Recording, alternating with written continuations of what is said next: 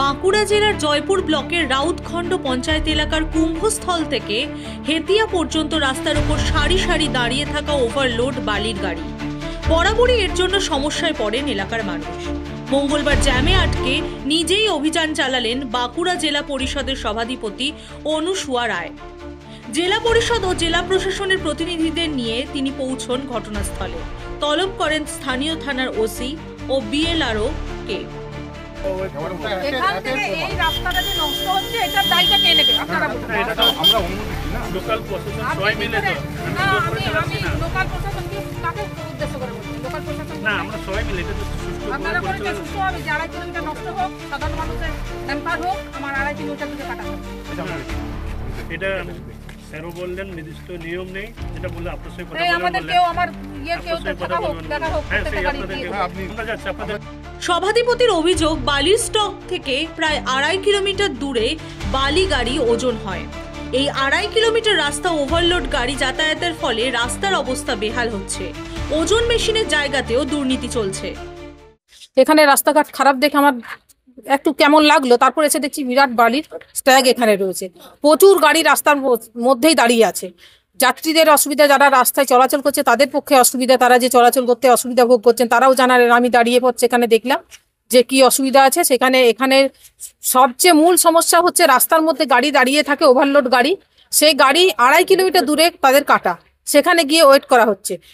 ওখানে গিয়ে ওয়েট করার পর মালটা হয়তো কাটিং হচ্ছে যে ঠিক ওয়েটটা নেওয়ার জন্য 750 CFT, কিন্তু এই যে 2.5 কিলোমিটার যাচ্ছে, সেই 2.5 কিলোমিটার যে রাস্তাটা আমার ড্যামেজ হচ্ছে, এটা তো আমাদের ক্ষতি। জনসাধারণ যে রাস্তাঘাটের উপর চলাচল করবে, একটা অ্যাম্বুলেন্স নিয়ে যাবে, সেখানে মানুষের ক্ষতি হচ্ছে প্রচন্ড।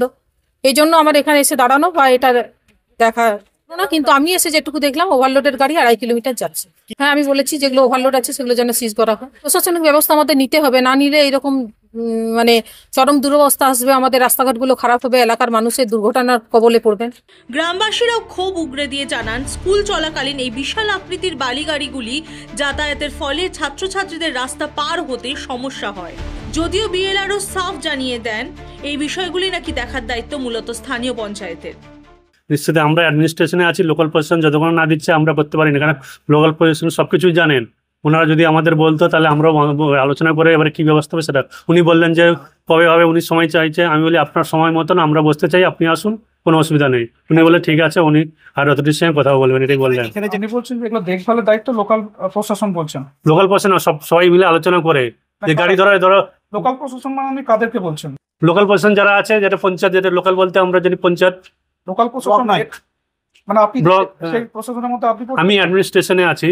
লোকাল প্রশাসন যারা বালি আসছে কিনা সেটা পঞ্চায়েত দেখবে। পঞ্চায়েত দেখবে না তো, রাস্তাঘাটে যদি কোনো জমি আছে বা পাবলিকের যদি প্রবলেম হয় সেটা আমাদের জানাবে, সেটা আমরা তাহলে ওই যারা জানালে আপনারা জানতে পারবেন।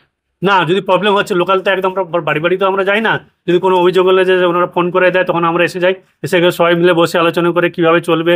ওসি সাহেব আছে, দেখভালের জন্য আছে, ধরো ওই স্কুল আওয়ারগুলো ওরা মেনটেন্স করে, বা গাড়ি যারা যাতে না একসঙ্গে জড়ো হয়ে যায় সেটা দেখেন, ওনারা রোস্টার করে রেখেছে। ওনারা বললেন না হয় তাহলে দেখা দরকার, আমরা করি। তবে বিজেপির কটাক্ষ, সভাধিপতি বালির ব্যবসা থেকে ভাগ পাচ্ছেন না বলেই অভিযানে নেমেছেন।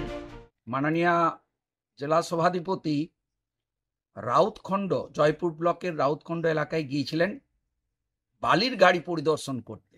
বর্ষাকাল, ভাগ বাটোয়ারা কম পেয়েছেন, ঠিক মতন পয়সা পৌঁছায়নি, তাই দিদি আজকে রাস্তায় নেমে রাস্তা খারাপ হচ্ছে। তো দিদিকে আমি অনুরোধ করছি, শুধুমাত্র রাউতখণ্ড কেন, সারা বাঁকুড়া জেলাতে যেভাবে বালির ওভারলোডিং গাড়ি চলছে, অবৈধ বালি চলছে, আপনি কি এতদিন জানতেন না?